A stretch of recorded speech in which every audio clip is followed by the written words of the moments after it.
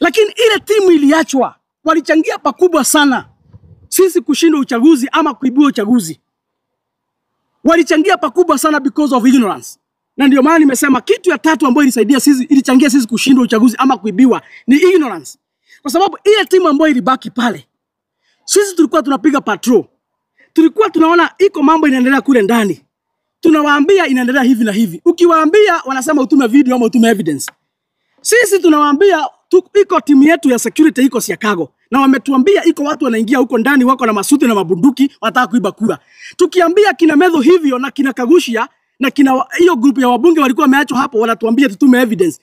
Ati tutume video. Nyinyi mnaambia uchaguzi inaibiwa na nyinyi ndio mmeachwa hapo na Rigiji manage hiyo uchaguzi, tushinde uchaguzi, mnakuja kuitisha video hapo na evidence. Hata heri ingekuwa ni watu watuta mnaitisha evidence. Nyinyi mnatutisha evidence, sisi tuko timu moja, tunawaambia vile kunaenda. Nyinyi mnakuja hapo kuongea mambo evidence. Mlichangia pakubwa sana sisi kushinda uchaguzi because of your ignorance. Na ni vizuri niseme hapa. Na kama kuna watu walikuwa wamelipwa, siku nyingine msikuje hapa kutufanyisha kazi ya upuzi. Kama iko watu walikuwa wamelipwa, mnatuambia mapema katika ground. Hata kama mnasimamia uchaguzi, nyinyi mnasimamia uchaguzi mkuu mahali umeketi chini kazi yenu kupiga simu. Wakati watu wale wengine wako kule ndani wanafanya ukora. Eric Wamumbi akichokora, Karongo ndiye angekuwa hapo to counter attack. Hizi equal. Kimani Ichung'wah akikoroga kule kwingine, mtu kama Wanjiku Muhia ama whoever angekuwa hapo. Mtu kama Waroko, kwa sababu Waroko ndiye aliingia na wakorawara wengi. Wakahijack whole polling stations. Wabunge wetu wale walikuwa pale kina Kagusha na Wandeto wangekuwa hapo. Lakini kama wabunge ambao wamechaguliwa waliogopa. Waliogopa, hawakuonekana mahali waliogopa. Wengine wakatoroka kama kina Karongo a day before wakatoroka. Wale wengine walibaki China mandazi hapo the whole day, hawakwenda kwa polling station. Lazima tuambiane ukweli ndio siku nyingine tusifanya hii upuzi. Kama umetumwa kusimamia by election, uchaguzi haisimamiwi kwa hoteli ukikunywa pombe na mayai huko. Uchaguzi unasimamiwa kule kwa streams. Na nakumbuka sana Rigiji akituambia kama vita ipiganwe kule ndani. Rigiji alituambia kama watatoa vita wakiba kule, wacha tupigane ndani kwa classrooms. Ndio wakijaribu kuiba tuko hapo. Lakini sasa vita inatolewa, wengine wanasikia iko vita inapiganwa, wanajifungia kwa banyumba. Alafu unasimama kwa gari juu unalea nywele kubwa unaambia Ruto ataenda nyumbani. My friend, hii mchezo lazima tutaacha.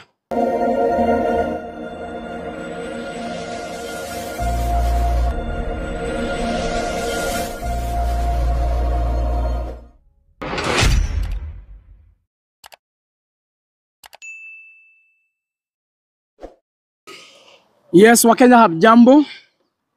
Pahali popote mlipo siku ya leo Disemba tarehe 1. Ni mimi wenu Isaac Mungai ama kijana msafi. Na mimi ndio youth leader wa chama cha DCP kaunti ya Kiambu. Na nimekuja hapa ili niwaelezee vile ambavyo mambo imekuwa ikiendelea kule Mbeere North. Na nimekuja hapa kwa sababu kwa muda mrefu hatujaongea na naona watu wengi wako na maswali mingi. Na nimepigiwa simu mingi sana, nimeandikiwa messages mingi zaidi. Na sijakuwa nikipata nafasi ya kuwaelezea vile ambavyo mambo imekuwa ikiendelea. Na nikaona ni vizuri nikuja hapa ndio tuzungumze. Kwa sababu najua hii chama cha DCP ilitengenezwa katika msingi wa kuongea ukweli. Na kuongea ukweli hiyo ndio msemo yetu na ndio msingi yetu kama chama cha DCP. Na nimekuja leo na nimekuja tuzungumze. Na nimekuja nijibu ile maswali yote ambao mko naye kwa sababu najua tuko na wafuasi wengi wale ambao ni wa one term. Watu wa one term ni wengi sana, wale ambao wanatunga mkono, wale ambao wamekuwa kitufuata kule Mbeere North tukifanya mambo ya uchaguzi. Ni wengi zaidi wale walikuwa wanatutakia heri, ni wengi zaidi wale ambao walikuwa wanatunga mkono, ni wengi sana wale ambao walikuwa wanatushangilia, na ni wale wengi pia walituombea zaidi na wangetaka tupate ushindi hiyo siku. Na kwa sababu yao siwezi wa ignore. That is why I'm here today. At least I explain to them the events that took place at Mbeere North during the by-elections. Ingawaje sisi kama watu wa DCP hatukuwa na candidates, ni vizuri niambia Wakenya kwamba kupitia kiongozi wetu Rigathi Gachagua, we adopted the DP candidate ambaye alikuwa anaitwa Newton Kariuki, na tukamfanya kama candidate wetu sisi watu wa DCP na viongozi wa upinzani.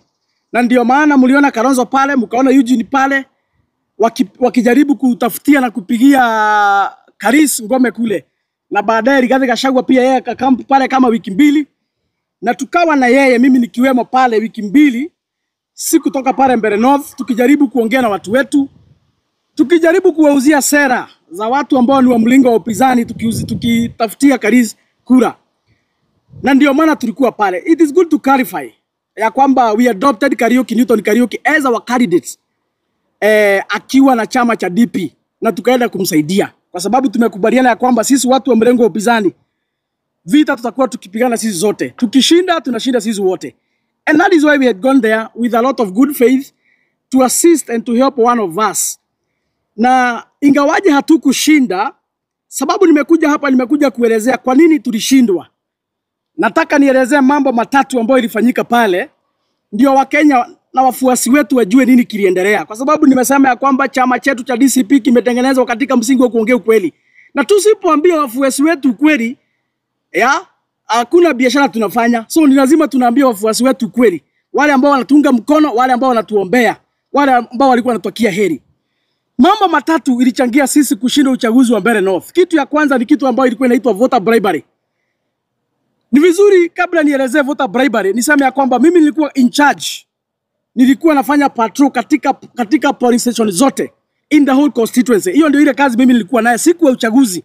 Baada ya kufanya siasa campaign wiki mbili, siku ya uchaguzi nikawa nimepangwa kuzunguka patrol all the polling stations nikijua kile kinaendelea, so that I could assist in communication and also I could assist in terms of asking maybe for reinforcement where necessary and all that.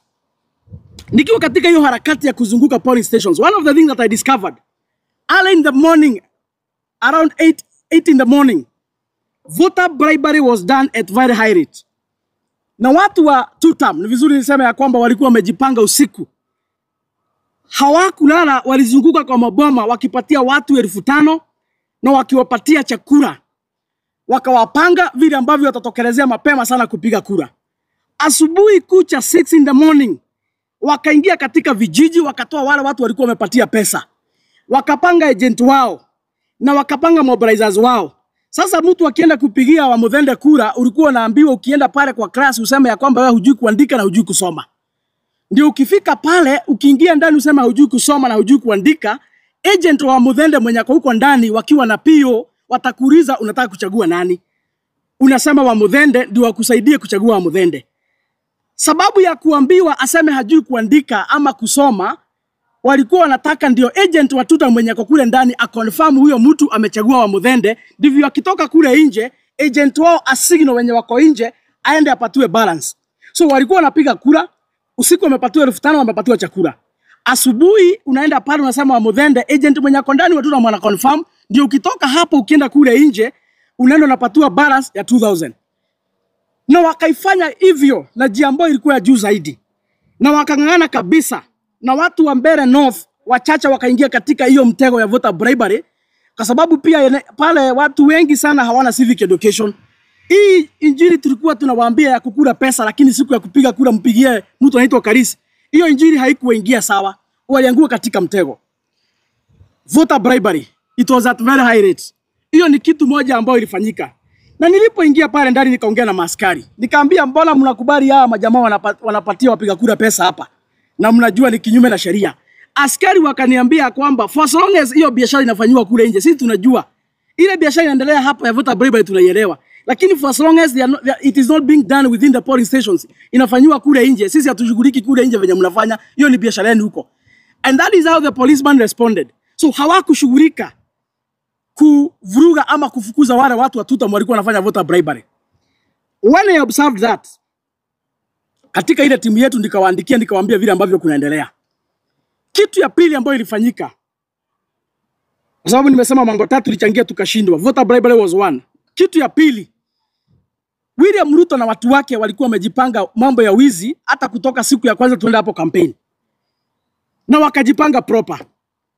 Na hiyo siku ya uchaguzi, around kitu saa 6 saa 7 hapo, kule Chicago walituma askari walikuwa na plain cloth, na kila askari alikuwa na bunduki. Wakati waliingia kule, kwa sababu walikuwa wameongozwa na Kinaroko, sisi tukaandikia timu yetu tukaambia vile ambavyo kunaendelea. Na wale watu walikuwa wanazunguka katika polling station wakiwa na gari ilikuwa na ballot box ikiwa sealed. Walikuwa pia na ballot papers. Walikuwa wamepanga kama watafaulu kuingiza zile ballot papers kule ndani itakuwa sawa. Lakini wasipofaulu kuingiza ballot papers, pia walikuwa wamepanga hii ballot ambayo walikuwa na hii ballot box ambayo walikuwa wameweka kule ndani na wameseal vizuri. Walikuwa wanataka wapige bunduki juu, watoe vurugu katika polling stations, ndio katika ile kizungumkuti ya watu kupotea na watu kupiga nduru, waingie ndani wafanye exchange. Watoe ile sanduku ilikuwa imepigwa kule ndani, waache ile ambayo iko na kura za Muthende huko ndani. Hiyo ndio ile kitu ya kwanza ambayo walifanya. Na wakatekeleza kule Chicago around kitu 3 PM wakatekeleza hilo. Walipotekeleza, kitu ya tatu ilifanya tukashindwa uchaguzi ni kitu ambayo inaitwa ignorance. Na hapa ndiyo mambo sasa iko. Na ni vizuri niambie wa Kenya. Siku Rigathi alitoka kule Embu Mbeere North siku ya Sunday. Kwa sababu pengine Wakenya wengi hawajui, ni vizuri niwaambie hapa. Sisi tulifunga campaign on Sunday. Ndio tuchaguane Thursday. Na hiyo siku tulifunga campaign, kiongozi wetu Rigathi Gachagua alienda Narok. Mahali mliona akipigwa na Kasongo huko na marisasi. Kwa sababu pia huko tulikuwa na candidate na lazima angeenda kuwasaidia. Alipotoka Mbeere North on Sunday, hakurudi hapo tena. Aliachia ile timu ya wabunge ambao wamechaguliwa, ambao ni kina Medho, ambao ni kina Karongo, Wadeto, Kagushia, Wanjiku Muhia. Hiyo group ya wabunge ambao wamechaguliwa ndio aliachia kazi hapo. Na kina Muturi JB, na kina Mithika Linturi. Akawaambia sasa, kwa sababu tumetamatisha kipindi cha campaign, ile kazi imebaki ni ya kutranslate hii kelele yote imepigwa huku into votes. Kwa hivyo mbaki hapa mpange kazi. Yeye akaenda kwingine. Ni vizuri niambie Wakenya hivyo kwa sababu wengine hawajui. Lakini ile timu iliachwa, walichangia pakubwa sana sisi kushinda uchaguzi ama kuibua uchaguzi. Walichangia pakubwa sana because of ignorance. Na ndio maana nimesema kitu ya tatu ambayo ilichangia sisi kushinda uchaguzi ama kuibiwa ni ignorance. Kwa sababu ile timu ambayo ilibaki pale, sisi tulikuwa tunapiga patrol. Tulikuwa tunaona iko mambo inaendelea kule ndani. Tunawaambia inaendelea hivi na hivi. Ukiwaambia wanasema utume video ama utume evidence. Sisi tunawaambia iko timu yetu ya security iko Chicago. Na wametuambia iko watu wanaingia huko ndani wako na masuti na mabunduki wanataka kuiba kura. Tukiambia kina Medho hivyo na kina Kagushia na kina hiyo group ya wabunge walikuwa wameachwa hapo, wanatuambia tutume evidence. Ati tutume video. Nyinyi mnaambia uchaguzi inaibiwa na nyinyi ndio mmeachwa hapo na Rigiji manage hiyo uchaguzi, tushinde uchaguzi, mnakuja kuitisha video hapo na evidence. Hata heri ingekuwa ni watu watuta wanaitisha evidence. Nyinyi mnatutisha evidence, sisi tuko timu moja, tunawaambia vile kunaenda. Nyinyi mnakuja hapo kuongea mambo evidence. Mlichangia pakubwa sana sisi kushinda uchaguzi because of your ignorance. Na ni vizuri niseme hapa. Na kama kuna watu walikuwa wamelipwa, siku ingine msikuje hapa kutufanyisha kazi ya upuzi. Kama iko watu walikuwa wamelipwa, mnatuambia mapema. Kwa sababu hata kama Ruto walikuwa wamepanga wizi na waliiba na wakasucceed because among ourselves iko watu waliwatengenezea nafasi mzuri ya kupenetrate. Ni vipi nyinyi ndio mmeachiwa mumanage uchaguzi, alafu sisi ambao tuko mashinani, tuko kwa ground, tunawaambia tunaibiwa, mnasema tutume evidence, mkuu kwa mahoteli mnakunywa chai na mandazi hapo, wengine wanakunywa pombe. Hapo mlituangusha. Unajua ni vizuri niongee ile maneno pengine Rigiji hakujua pengine kwa sababu yeye alituacha huko wiki mzima tupange kazi na tulimwaibisha na tulimwangusha. Let me say here, kama DCP ni sana tukuwa na candidate hapo, alikuwa wa DP, but we had gone there to adopt him, tumsaidie kama one of the principles in the opposition, tumsaidie ashinde uchaguzi. Lakini sisi ambao tuliachwa hapo tu manage uchaguzi, hasa hawa ambao nimetaja walikuwa wamesimamia, nyinyi ndio mlitutia aibu. Nyinyi ndio mlitutia aibu. Rigathi alifanya kazi yake, akatoa pesa yake, akatoa muda yake. Wiki mbili hakuwa kwa Dorcas, alikuwa na hapo Mbeere North. Anaamuka asubuhi, anaenda door to door, anaongea na wananchi. Watu wote wakasema one time na mambo yote ikakuwa sawa. Lakini Rigiji akitoka hapo akamwambia make sure you translate what you have done into votes. Akamwambia vitu mbili mtafanya, mobilization and making sure that you are getting the votes. Those were the instructions from Rigathi Gachagua. Lakini wale aliachia hapo. Mimi leo hii niko na uchungu. Kwa sababu tulikuwa tunawaambia tunaibiwa. Hakuna kitu walikuwa wanafanya. No, ndio walikuwa in charge watume reinforcement. Wao ndio walikuwa overall. Tukiona mahali iko shida imetokelezea tunawaambia. Kuliko watume msaada. Wao wameketi kwa chai na mandazi wanatuambia utuma video. Sijui utuma picha. Ati kijana msafi accompany your statement with evidence so that we can send you reinforcement. Mimi ni mtu wa one time mnawaambia tunaibiwa uchaguzi na watu watuta, mnaniambia nitume evidence. Kwani nyinyi mlikuwa watuta? Kwani nyinyi mlikuwa mmelipwa? Ni vizuri tuambie Wakenya ukweli. Wale walituangusha. Na ni vizuri niseme hapa, particularly those elected MPs and senators wale tulikuwa nao pale. Zile polling stations walikuwa wamepatiwa wahakikisha kwamba wamemanage, wamedeliver, walishindwa zote. Kagushia hakushinda polling station yake. Medho hakushinda. Karongo atalitoroka Wednesday. Siku tunapiga uchaguzi Thursday huko Karongo hakuna mahali anapatikana. Alitoroka Wednesday. Hao viongozi wote mimi I expected, kwa sababu hii katika desturi ya by elections mimi vile nimezoea, kama vile kulikuwa kwa Wanjiko kina Rigathi walikampu huko mpaka wakadeliver kazi. I expected on the material day tukiona Ishongwa ako a certain polling station, hata Medho wako hapo, because those are the equals.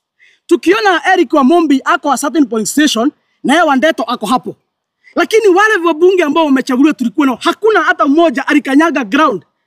Waliachilia wajumbe wa tutam wakaenda kukoroga, wakapiga agent wetu, wakafanya ukorota, wakaiba.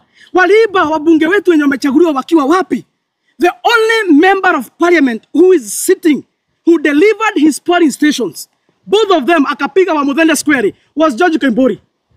Na ni vizuri niseme hapa, Koimburi mahali yako mbunge wa Juja, ni vizuri nikupongeza. Hata watu wengine wakikosa kukupongeza nitakupongeza. You are only the sitting MPs who delivered his polling station. You manage the polling station very well. Siku uliingia pale mbele North on Monday, haukwenda kwa chai na mandazi, haukwenda kwa pombe. Uliingia kwa ground, zile polling station ulikuwa umeambiwa uhakisha kwamba umedeliver na Rigiji. Ukaingia uko na timu yako, mkapanga. Siku ya uchaguzi mkapiga wa Muthende 10-0, you delivered. Hao wengine wote chai na mandazi hawakupatikana katika ground. Hata kama mnasimamia uchaguzi, nyinyi mnasimamia uchaguzi mkuu mahali umeketi chini, kazi yenu kupiga simu. Wakati watu wale wengine wako kule ndani wanafanya ukora. Eric Wamombi akichokora, Karongo ndiye angekuwa hapo to counter attack. He's equal. Kimani Ichung'wah akikoroga kule kwingine, mtu kama Wanjiko Muhia ama whoever angekuwa hapo. Mtu kama Waroko, kwa sababu Waroko ndiye aliingia na wakora wale wengi, wakahijack whole polling stations. Wabunge wetu wale walikuwa pale kina Kagusha na Wandeto wangekuwa hapo. Lakini kama wabunge ambao wamechaguliwa waliogopa, hawakuonekana mahali waliogopa. Wengine wakatoroka kama kina Karongo a day before wakatoroka. Wale wengine walibaki chai na mandazi hapo the whole day, hawakwenda kwa polling station. Kama wabunge wamechaguliwa wameogopa, na wale wengine je, mlikuwa mnatarajia tufanya nini? Mtu mwingine nataka nipongeze hapa ni Wanaina Jangu. Tulifanya patrol the whole day until the whole night. Tukiwa na Wainaina wa Jangu and team. Tukazunguka katika polling stations mpaka mahali ambapo Roku waliibia kura. Mahali tulikuwa tunaambia kina Medho wanatuambia tumeni evidence. Agent wetu wamevurushwa nje. Box ya ballot papers imebebwa, imewekwa katika gari ya polisi. Imetolewa katika polling station bila kuhesabiwa. Inapelekwa Tarring Center. Mimi na Mheshimiwa Jangu and his team tukaifuata usiku. Kufika Chicago tunapata wakora zaidi ya 500 wako na miti ya majembe. Na ni vizuri niambie William Ruto, wale wakora ulikuwa umetengeneza pale Chicago, wakora 500 tukawapata hapo na miti ya majembe. Wakazuia sisi kuingia. Lakini kwa sababu sisi si wahoga, tukasema kama mbaya, tukapita na wao wakatoroka. Kufika pale main gate ya Tarring Center, tukapata GSU karibu 1000. Wakiwa na miti ya majembe na wako na mabuduki. Wakazuia sisi kuingia hapo. Ballot papers zilienda kama tunaona. Hatungefaulu kuingia hapo kwa sababu ya hao ma-GSU. Kufika kule ndani wakakoroga. All these things zikifanyika, hawa wabunge nimetaja walikuwa wamekaa mahali. Na siku wakati waliona sasa kabisa kimeumana vile tulikuwa tunaambia the whole day mchana, walitoroka. Hii mambo ya voter bribery, I told them as early as morning 7 AM nilikuwa nimewaambia iko voter bribery hapa, jueni vile tunafanya. Na nimeongea na askari wamekataa kusimamisha hii voter bribery. So nikawaambia kama mbaya hata sisi, kwani watu wananunuliwa na dola, si wananunuliwa na Kenya shilingi, si hata sisi tununua watu. Kwa sababu uchaguzi ni uchaguzi, kama mbaya wakiiba mnaiba. Wakinunua watu mnanunua watu. The evidence is here, niliwaandikia the evidence is here, nikawaambia watu wameanza kununuliwa. Na kwa sababu tutapoteza kiti kwa sababu ya pesa kidogo zinanunuliwa watu hapa. Hakuna haja tupoteze uchaguzi, hata sisi tununua watu. Kwani wananunuliwa na dola ama pesa ya China? Si ni Kenya shilingi zetu tuko nazo kwa mfuko, hata sisi tununua watu. If that is what will make us win the election. Lakini wengine hapo wanajifanya maaskofu wakasema hatutaenda hiyo barabara. They ignored every information that we shared with them as the team that was in charge. They ignored the ground intelligence ile tulikuwa tunawapatia. And therefore it is good to say here, in as much as William Ruto aliiba kwa sababu watu wetu wale walikuwa in charge waliregea. Kama hawangeregea hiyo uchaguzi, hata wangejaribu kutuiba hawangeweza kuiba. Because the main business here is kutoka asubuhi hiyo the material day. Na ndio maana hata Rigiji alikuwa ametuacha huko. Yeye akaenda peke yake, sisi akasema tubaki hapo. Alisema tubaki hapo ndio tuweze kulinda uchaguzi. Watu wa Mbeere North wakasema nyinyi tutapiga kura, kazi yenu ni kulinda uchaguzi. Hii timu iliangusha mpaka watu wa Mbeere North because hata zile kura walipiga hawakuweza kuzilinda. Ziliibua tu kama wanaona. Kuibua uchaguzi is not an excuse. Wakiiba hata nyinyi mnaiba. Mimi hiyo ndio I believe in that. Wakiiba hata nyinyi mnaiba. Wakinunua watu hata nyinyi mnanunua watu. Kwani walikuwa wananunua na damu ama figo ama nini? Si ni pesa tu. That is what I believe in. Na sababu nimeongea hapa na uchungu. Sasa mambo imeanza kuchemuka. Na tunakaribia kuingia katika uchaguzi mkubwa. Lakini kabla tuingia katika uchaguzi mkubwa, kitu ya kwanza, iko uchaguzi mdogo mingi zitafanyika. Huko Mbeere North iko na uchaguzi za hizo MCAs wawili zitafanyika February. Iko uchaguzi mwingine itafanyika uchaguzi mdogo kule Isiolo. So tuko na elections mingi zitafanyika hapa katikati kabla tufike 2027. Na kama hii mchezo hawa watu ndio watakuwa nayo kina Medhu. Rigiji anafanya kazi kubwa, anawasaidia, anawaachia, nyinyi mnapeana tu. Mnaachilia tu na mchezo hapa. Kama hii mchezo ndio mtaenda nayo, mtuambie mapema. Kwa sababu William Ruto hataenda kwa sababu ya kelele mingi. Kulea ndevu na kuachilia nywele kubwa haitafanya William Ruto aende. William Ruto ataenda kwa sababu ya ile kazi tutapanga ya ballots, ya kupiga kura. Hiyo ni kura itahesabiwa kwa debe, si ndevu ama nywele ama rasta. Ni vizuri tuambiane ukweli. Ndio muweze kupanga kazi mapema. Kama if we mean it and if we mean the business. And if we are not preparing to let down our people. And if we mean it, it is one time and William Ruto must go home. Then hataenda kwa sababu ya kusema anakunywa changama, anakunywa murubaini ama anafanya nini. Hiyo kadabla mingi on the rooftops. William Ruto ataenda kwa sababu ya ile kazi tutapanga ya wananchi kupiga kura. Hakuna uoga. Ni vizuri kuuza uoga kwa siasa, lakini uoga haitahesabiwa kwa ballot. Wale wakora wa UDA wakiongozwa na Kasongo waliuza uoga kule Mbeere North siku ya kwanza. Wakatuma wakora wakasema ya kwamba tukienda hapo watatuchinja. Tulienda, hatukuenda, tulienda. Despite the intimidations, despite all the fears and all that, tulienda huko Mbeere North. Tukakaa huko wiki mbili bila kununua uoga. Wakaendelea na kusema ya kwamba wataiba kura. Watu wote wa Mbeere North wakajua kwamba William Ruto ataiba kura. Hata kama waliuza uoga namna gani, baadaye kwa debe ni kura zihesabiwa. Si uoga ilihesabiwa. Kwa hivyo niambie hawa kina Medhu na kina hawa hii team tulikuwa nao kule. I'm so bitter because you know what you did. Mchana mzima tulizunguka tukiwapatia information and you responded to none. Instead mlikuwa mnatuliza maswali ya puzi hapo ya nasari. I'm so bitter with you. Ni vizuri niwaambie kwamba kuuza uoga kwa siasa ni sawa. Kwa rooftops uzeni uoga kabisa. Lakini kwa debe si uoga inahesabiwa, ni kura zinahesabiwa. Kama mko na mbinu ya kuuza uoga lakini hamuna mbinu ya vile kura zitalindwa. Hamuna mbinu vile wananchi watatokelezea na wapango kupiga kura. Hii ni wakati tunapotezeana hapa bure. Na hii ndio ile information nimesema hapa kwa sababu pengine Rigiji iko maneno pengine hakuwa anajua vile kunaendelea. Mtu mwingine hapa siwezi kosa kuambia. Bwana Mithika Linturi ulituangusha vizuri. Ulituangusha Mithika Linturi. Zile polling stations ulikuwa unafaa kusimamia, haukufika huko. Jana katika mazishi ya Leni Kivuti mama yao on Saturday nimesikia kusema ya kwamba umekuwa Mbeere North wiki mbili. Wiki mbili gani? Hatukukuwa na siku ya Thursday, hatukukuwa na mahali. Ni vizuri tuambiane ukweli. Hata Eli Muturi tuliona akipigana kwa polling station akijaribu kupiga yule mwizi wa Shinga. At least angalau yeye tulimuona kwa kamera. Wewe Mithika Linturi hakuna mahali tulikuona. Hakuna mahali tulikuona. Na zile polling station ulikuwa usimamie wewe kama kiongozi. Ndizo tulishindwa zote. And that is why I'm thanking the likes of Kina Koimburi wenye walisimama na wakadeliver. Ika mama mwingine by the way anafaa nipongeza sana. Anaitwa Grace Kinyanjui. She's the first time hata hajachaguliwa kiti. Ni wa DCP hapa Kiambu. Hiyo siku ya uchaguzi aliamuka 5. By 6 alikuwa mahali alikuwa amesimamia polling station. Huyo mama alishinda huko akafanya mobilization. Alitoka huko saa 4 usiku ballot papers zikienda kwa Tarring Center. Na huyo mama alipiga wa Muthende na Kivoi square. Mama ambaye hata hajachaguliwa kiti ndio amekuja hapa, ameingia DCP na tafuta kiti hapa Kiambu. First timer ameingia kwa siasa. Alishinda wanaume wanasema wako na experience. Akadeliver, akapiga Mbowe na akapiga wa Muthende square. Na yeye hakutoka polling station. The whole day alishinda huko. Wale wamechaguliwa ndio wako na uoga hata kuliko hajachaguliwa. Mnakaa huko kwa mahoteli kazi yenu kuja tena mandazi. Nitaongea hivi kwa sababu mimi hakuna kitu naogopanga. Na mimi najua siasa ya kuambiana ukweli ndio naelewa. I think mimi mafikira yangu na Rigiji zinapelekana. Tunaambiana tu ukweli plainly bila kuficha.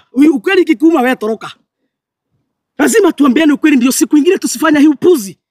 Kama umetumwa kusimamia by election, uchaguzi haisimamiwi kwa hoteli ukikunywa pombe na mayai huko. Uchaguzi unasimamiwa kule kwa streams. Na nakumbuka sana Rigiji akituambia kama vita itapiganwa, ipiganwe kule ndani. Rigiji alituambia kama watatoa vita wakiba kule, wacha tupigane ndani kwa classrooms. Ndio wakijaribu kuiba tuko hapo. Lakini sasa vita inatolewa, wengine wanasikia iko vita inapiganwa, wanajifungia kwa banyumba. Alafu unasimama kwa gari juu unalea nywele kubwa unaambia Ruto ataenda nyumbani. My friend, hii mchezo lazima tutaacha. Nikimalizia ni vizuri tuambiane ukweli.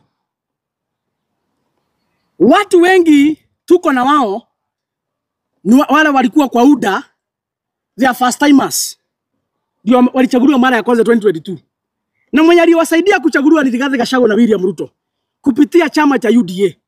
Wengine wao hata hawakuwa na agent, hawakuwa na mobilizer, hata hawajui walichaguliwa waje kuuliza. Walitumia mgongo ya Rigiji wakachaguliwa 2022 kupitia chama cha UDA. Saa hii hao watu they have zero experience in terms of manning elections, they have zero experience in mobilization. Lakini kwa sababu wako kwa viti miaka 2 hawawezi sikiza sisi wenye hatujachaguliwa. Ni sawa, fine, it's okay. Lakini hata kama hatuko kwa viti iko kitu tunajua. Alafu there is hakuna monopoly ya ground intelligence. Tukifika ni kwa siasa, intelligence atoka mashinani. Kama huko mashinani, wewe ngoja utapigiwa simu. Wala wako kule ground ndio wanajua kile kinaendelea. Going forward, ni vizuri tuambiane ukweli.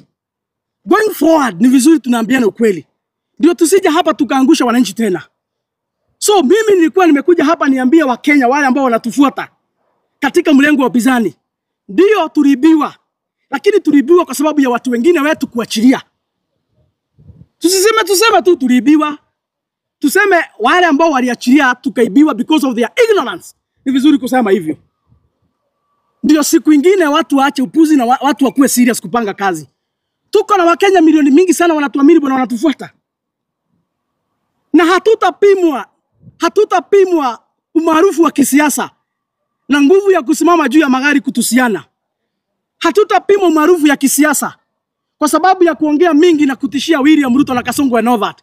Lakini tutapimwa katika kupanga vile ambavyo wananchi watajitokeza, katika kupanga vile ambavyo William Ruto ataenda nyumbani kupitia kura, kwa sababu ni kura zitahesabiwa.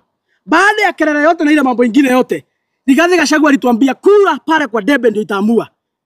And that is why nimekuja hapa kuongea haya. Mimi sina shida na mtu, hata nimetaja hakuna mwenye mimi nataka kiti yake. Ile kesi mimi hata sisimami kiti yote. So mtu asije akasema naongea hivi kwa sababu niko na shida na fulani. Hakuna mtu niko na shida na yeye. Sitaki vitu zenu, mimi sisimami kiti. Na nikisimama kiti hata msinipatie. Lakini lazima niwaambie ukweli. Kwa sababu kiongozi wetu alisacrifice. Kiongozi wetu amekaa pale wiki mbili anafanya kazi kubwa. Sisi ndio tulikuwa watu pale walikuwa wanasema one time. Lakini ignorance na mkaachilia voter bribery. Mkafungulia William Ruto mlango ya kutibia uchaguzi. Tukafika hapo. Nikimalizia niambie William Ruto hapa ni Kenya. William Ruto umetembea na kina huyu wa Uganda anaitwa Museveni. Umetembea na huyu mama anaitwa Salmia kwa sababu wao ni wenda wazimu, ni vichwa ngumu.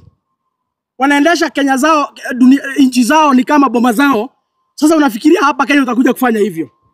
Mimi nataka nikuambie William Ruto hapa ni Kenya. Tuko na sheria na tuko na katiba.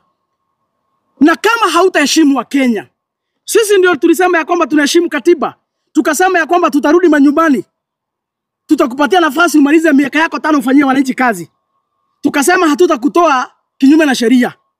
Tukasema wacha tukuachilie ufanye kazi yako kwa sababu ulichaguliwa kidemokrasia, umalize tamu yako alafu tukutoe kwa debe. Usione tulikupatia hiyo nafasi kwa sababu sisi ni woga ama sisi ni wajinga. Tulikupatia hiyo nafasi kwa sababu sisi ni wanademokrasia na tunatii sheria ya Kenya. Lakini kama wewe kazi yako ni kutumia waizi na wakora, kama kazi yako bwana William Ruto, aibika sana bwana William Ruto, aibika. Wewe hata hufai kwenda kwa kanisa. Jana nilikuwa kwa kanisa. Hufai hata kwenda kwa kanisa. Ni heshima gani unaenda kwa kijiji? Unatafuta wanaume unawapatia miti ya majembe. Waende wakapiga watu wakasimamia uchaguzi wa kiiba. Na tuko na ABC na tuko na askari. Uchaguzi kusimamiwa na askari sisi hatuna shida. Wao wako kwa kazi yao. Lakini uchaguzi kusimamiwa na wakora majambazi, wakiwa na miti ya majembe na mapanga na masilaha. William Ruto umeangusha Kenya. William Ruto umeibisha Kenya. William Ruto, hiyo sio haki, hiyo si demokrasia. William Ruto, ile maovu unafanya inafanya tuchoke kugojea 2027. Ile maovu unafanyia wananchi wa jamhuri hii inafanya tuchoke kugojea 2027. Tulikuwa tumesema tutaigojea, lakini ile maovu unafanya, ile speed unaenda nayo ya kuhujumu na kuvinyilia wa Kenya inafanya tuchoke sisi kama wananchi wa jamhuri hii. Kwa hivyo nikuambie, kama unarushia mpaka wananchi tear gas kwa kanisa, hiyo uovu unafanya bwana William Ruto. Wakenya sahi wako na maswali mingi. Wakenya sahi wako na maswali mingi. Na kama umeshindwa kusimamia uchaguzi ya haki na ukweli ya by election, Wakenya wanajiuliza kama 2027 wewe kama rais wa Jamhuri ya Kenya, kama utaweza kusimamia vizuri na uhakikisha kwamba IEBC wako independent, polisi wa Jamhuri ya Kenya wako independent. Wakenya wako na maswali mingi. Na itafika mahali tuseme kama mbaya. Itafika mahali sisi kama Wakenya tuseme kama mbaya. Hatuwezi kuwa saidi moja tunafuata sheria, lakini saidi nyingine haifuati sheria. Kama hakuna kama ikifika mahali tuone inasindikana, wacha tuondoe sheria. Kenya ikae hivyo kama mwenda wazimu, kila mtu akuwe mwenda wazimu, kila mtu afanye venye anataka. Lakini hatuwezi kuwa na mrengo mmoja nafuata sheria, ingine haifuati sheria. Hawezi endesha Kenya kama ni mungiki. Hawezi endesha Kenya hivyo. Tuko na katiba, tuko na sheria. Idara ya polisi wako na kazi yao. Tume ya IEBC iko na kazi yake. Wewe hakuna mahali unakuja. Kazi yako ni kumake sure kama the head of state, kila pande ya serikali inafanya kazi yake vile ambavyo inastahili. That is your assignment, President William Ruto. Lakini usione tunatii sheria ufikire sisi ni waoga. Itafika mahali hata sisi tuweke sheria chini, kila mtu Kenya aishi kivyake. Niambie wa Kenya nikimalizia, safari ya kuhakikisha kwamba Kasongo ni one term haitasimamia hapa. Mpaka 2027 tutaisukuma mpaka mwisho. Mambo bado ni kionjo. Viongozi katika mlengo wa upinzani bado watazidi kutuongoza. Na Wakenya wazidi kujiandikisha, wale ambao hawajajiandikisha, hasa vijana wetu katika nchi yetu. Safari ya kumake sure William Ruto ni one term, hiyo hakuna siku itasimama mpaka 2027. Kwa sababu hatuwezi endelea namna hii kama taifa. Otherwise ni hao tu kwa leo. Kama kuna swali, nitachukua swali moja ama swali mbili. Mimi nilikuwa nimekuja hapa niambie Wakenya wa Jamhuri ukweli, na hasa nilikuwa nimekuja hapa niambie wafuasi wetu, wale ambao wanatuaminia ukweli, niwaambie vile kuliendelea. Na ndio maana nilikuwa nimekuja hapa. Na kama iko mtu ameumwa na hiyo ukweli, siku nyingine kana mpango. Siku nyingine kaa vile ambavyo inastahili. Ndio maana nilikuwa nimekuja hapa. Sina vita, sina shida na mtu.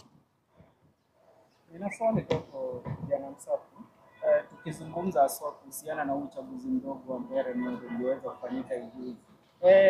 It's the only by election ambayo tulikuwa nayo hapa Mlima Kenya.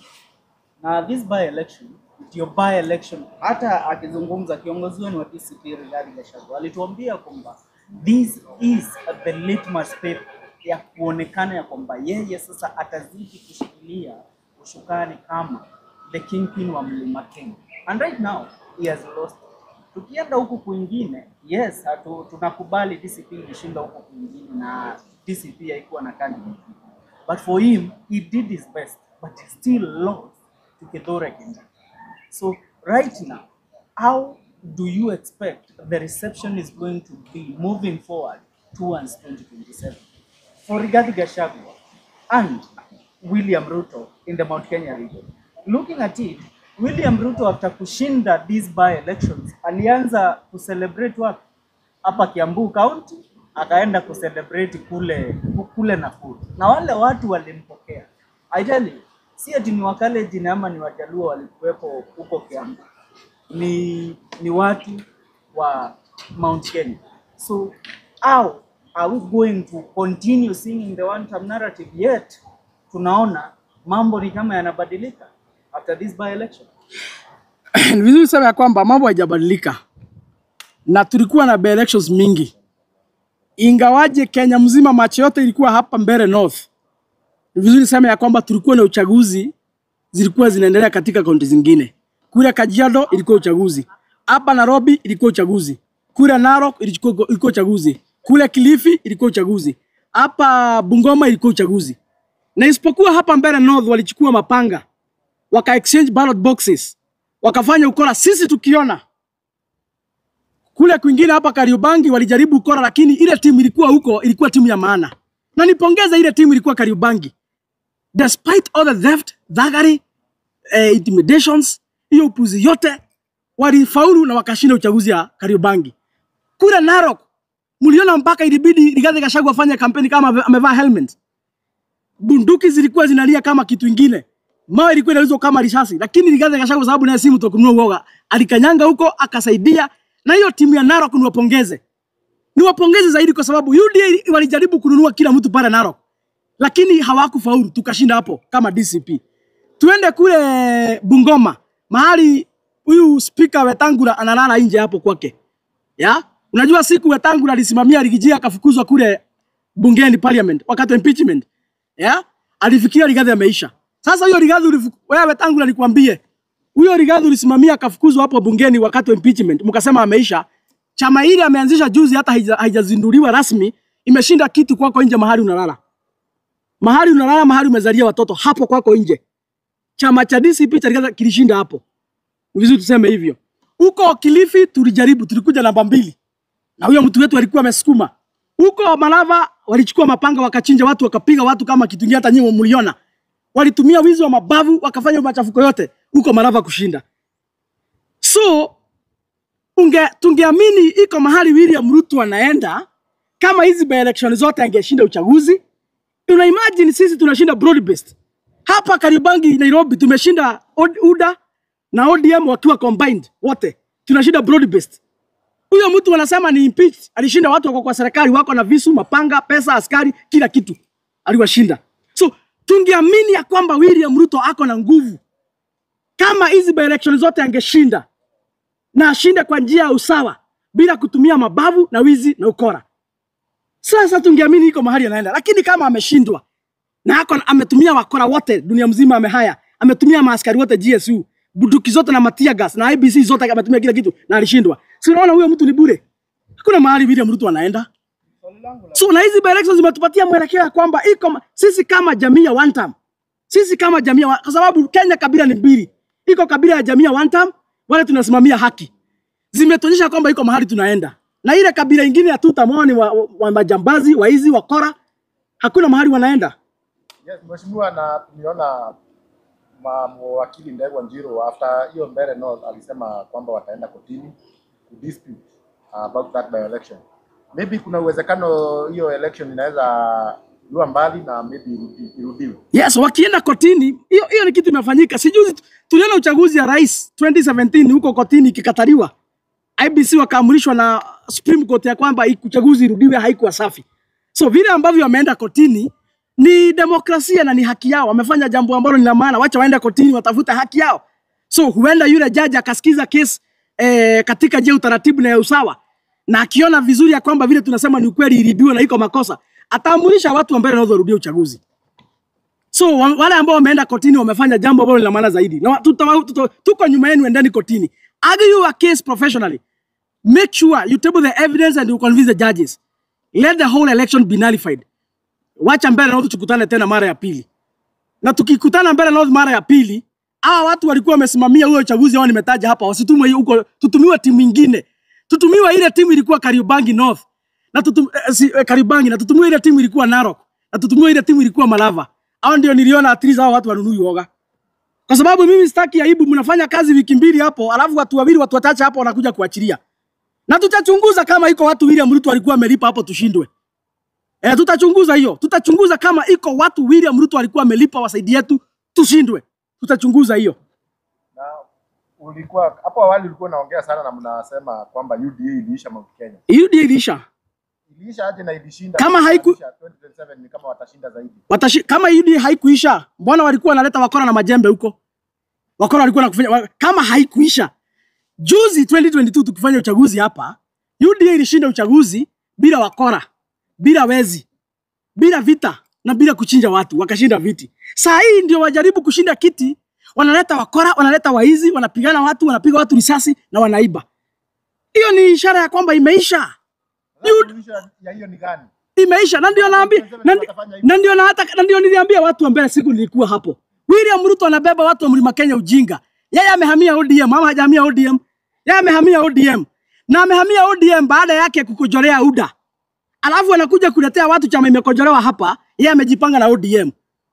Ndio tuliambia watu wa Mbeere North. Na safari bado, vita tutapigana. Hatuwezi kubali chama kimekojolewa hapa Mlima Kenya. Tutapigana nao vita mpaka dakika ya mwisho. Vile amehamia ODM, yeye aenda ODM. Lakini asienda ODM, alafu anatutumia ile chama amekojolea, ametumia kupiga watoto wetu na kuua watoto wetu na kuharibu nchi. Ndio ile chama atatutumia hapa. Sasa mtajipanga namna gani ili 2027 kusifanyike hivyo venye kulifanyika Mbeere North? Wale ambao wako laini yetu na wako na mchezo tutawarainisha. Kwa sababu mahali imefika, unajua kuna mahali vita inafikanga, kwanza mnasimama mahali mnaambiana yule ambaye ako na uoga kwanza rudi nyuma. Mwenye anaogopa kukufa kwanza aende nyumbani. Lakini hii timu yetu hatutaenda na waoga. William Ruto hatafukuzwa na waoga. And a good example, angalia Rigiji bana. Mtu anapigwa marisasi bado ana proceed. Mtu anapigwa mawe bado ana proceed. Anavaa helmet. Anaenda kupigana vita. Mahali bunduki zinalia. Huyo mtu ni mwoga kweli? Huyo mtu si mwoga. Na wale wote ambao hawataiga mfano ya Rigathi Gachagua katika upinzani, tutawatoa. Tutawatoa. Wale ambao hawataiga mfano wa Rigathi tutawatoa. Hawezi tu kazi yako ni kutoa sauti kubwa juu ya magari hapo. Ufikirie utatetemesha William Ruto. William Ruto amekuwa kwa siasa miaka 30. Wewe uko seneta miaka 2. Alafu ufikirie utamuzia uoga hapo na kuongea. William Ruto atatolewa na watu ambao hawana uoga kama Rigathi Gachagua. Watu vita ikikuja haondokei. So katika mlengo yetu ndio tuhakikisha kwamba wananchi hatutawapoteza njia. Na 2027 tutashinda uchaguzi. Wale wako katika baadhi yetu na ni waoga tutawatoa kwanza. Hata hivyo ndivyo Joshua alifanya. Vita na Gideon ndivyo alifanya katika Biblia. Wale waoga kwanza kaeni kando. Heli vita ipigana na watu 7 wenye wanajua Kenya wanafanya. Lakini hatuwezi pigana na watu 100 na watu 50 ni waoga. Tuwezi kubali hiyo maneno. Mheshimiwa, tukimaliza. Na mtu anaogopa kukufa hata hafai kuwa kwa siasa by the way. Mtu anaogopa kukufa hafai kuwa kwa siasa. Unafaa kuwa nyumbani na bibi yako. Unafaa kuwa nyumbani. Kama unaogopa kukufa kwa siasa, kaa nyumbani na bibi yako.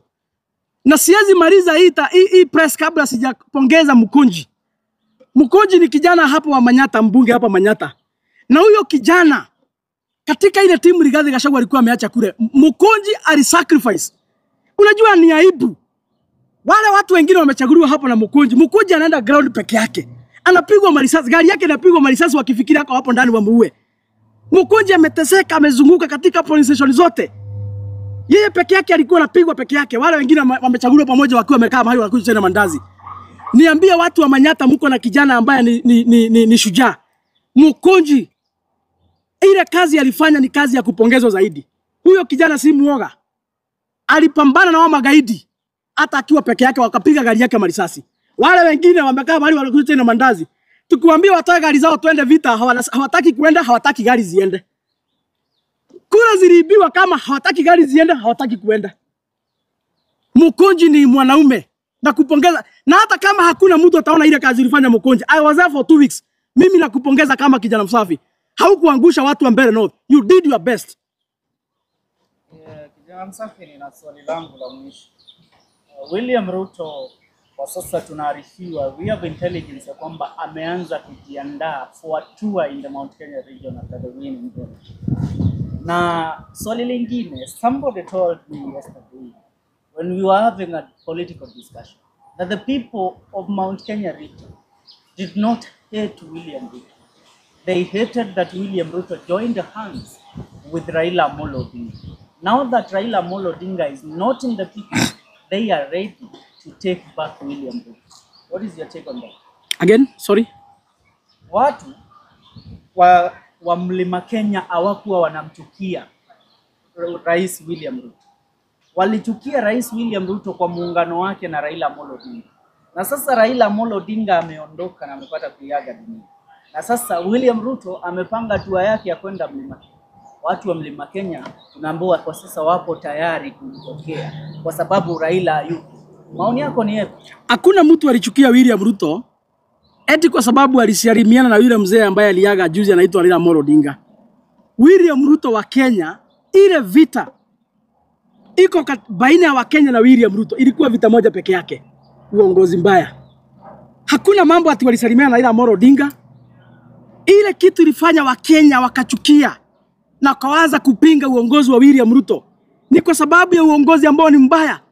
Ile uchumi alikuwa ameahidi Wakenya kutengeneza alishindwa. Aliambia mahasla ya kwamba atawatoa mavumbini awapeleke juu. Kama ameshindwa kutransform maskini moja kuwe tajiri vile ambavyo aliwaahidi, hii anasema first world country ataachieve akiwa 90, itawezekana kweli? Utafanya Kenya aje kuwa Singapore na umeshindwa kusaidia maskini moja kuwe tajiri vile ambavyo aliwaahidi? Kwa sababu aliambia mahasla ya kwamba atawasaidia wakuwe matajiri. Ama hakusema hivyo? Wakati wa campaign ameshindwa kubadilisha mahasla wakuwe matajiri, atabadilisha Kenya ikuwe Singapore vipi? William Ruto ameshindwa kuongoza Kenya. Ameshindwa kurekebisha mambo ya uchumi. Vile alikuwa ameahidi hakuna kitu hata moja ametekeleza. Na hiyo ndio vita ya William Ruto na Wakenya. Hasa mimi kama kijana msafi, William Ruto si baba yangu, si brother yangu. Mimi hakuna kitu tunaweza kuwa tunaulizana na yeye kama mtu binafsi yeye. Kama mtu binafsi hakuna kitu tunaweza kuwa tunaulizana na yeye. Ile kitu inafanya tunamkashifu kila siku na kumkosoa ni kwa sababu yeye ndiye rais wa Jamhuri ya Kenya. Ako na kura zetu, ako na ushuru yetu, yeye ndiye kiongozi wa Kenya. Na sisi kama wananchi ni haki yetu kumrekebisha. So vita yetu na William Ruto is purely about issues, not about whoever he associates with him with. That is not an issue. So hata akikuja hapa Mlima Kenya, sasa venye unasema bila Raila Amolo Odinga, kwa sababu sasa Raila hayuko tena, hatutamkisi. Ni vizuri tumwambie hivyo, hatutamkisi hata akikuja hapa Mlima Kenya. Sisi tuko na haja na ile kazi alituahidi. Siku tulimpigia kura kama wakaaji wa hapa 2027. Na bila kufanya hiyo kazi William Ruto hatuwezi kukisi. Tutakukashifu, tutakukosoa. Kwa sababu siasa si mapenzi. Mapenzi ni ya mtu na bibi yake nyumbani. Kwa siasa ni upatiwe kazi na wananchi wafanyie kazi. Hii mambo inaendelea hapa kwa siasa ni mambo ya maendeleo kusaidia wananchi na Wakenya. Ndio maana walikuchagua na wakupatia ushuru yao manage. Kama umeshindwa hiyo hatutakukisi, tutakwambia ukweli. Yes. Kama hakuna swali lingine tutafungia hapo. Hiyo taarifa mhakikisha kwamba imefikia Wakenya. Na hiyo nimeongea ndio ule ukweli. Hata nikiitwa mbele ya mahakama, hiyo ukweli nimeongea leo ndio ile ukweli nitaongea hata mbele ya kiti cha Mwenyezi Mungu. Kwa sababu mimi nimefunzwa siasa na Rigathi Gachagua, siasa za kuambiana ukweli. Na tusipoambiana ukweli hakuna mahali tunaenda. Tusipoambiana ukweli hatutarekebisha. Kwa hivyo ni vizuri tunaambiana ukweli. Ni vizuri tunaambiana ukweli. Na hakuna mahali ingine ningeambilia hawa watu ukweli. Kwa sababu siku nilijaribu kuambia mambo yanaharibika walikuwa tu wanaleta mchezo. Ndio maana nimekuja kuambilia hapa. Had they listened to me, singekuja kuambilia hapa. So ni hayo tu kwa leo. Mungu awabariki sana. Mungu alinde taifa letu. Na Wakenya tuzidi kusimama kidete. Wakenya tuzidi kusimama bila kuogopeshwa na bila kuzua uoga. Nchi ni yetu. Tuendelee kukosoa serikali kulingana na sheria bila kuogopeshwa. Na William Ruto hata akikuja na wakora akuje na wezi. Yule ambaye anatuongoza na anatulinda ni Mungu. Na Mungu atahakikisha ya kwamba hii vita tumepigana mpaka mwisho. Siku William Ruto alipigwa hapa akafinywa kwa kona kabisa. Alikuwa analia kwa kanisa kila siku. Alilia Mungu akamsaidia. So niambia William Ruto, huyo Mungu alikusaidia haukuhama na yeye. Ako tu hata sisi anatusaidia vile alikusaidia wakati ulikuwa unasema unafinywa. Hata sisi vile unatufinya, yule Mungu alikusaidia wakati ulikuwa unafinywa, hata sisi atatusaidia. Ndiye tegemeo letu na ndiye tunaamini. Otherwise asanteni sana, Mungu awabariki. Mungu alinde taifa letu la Kenya. Asanteni sana.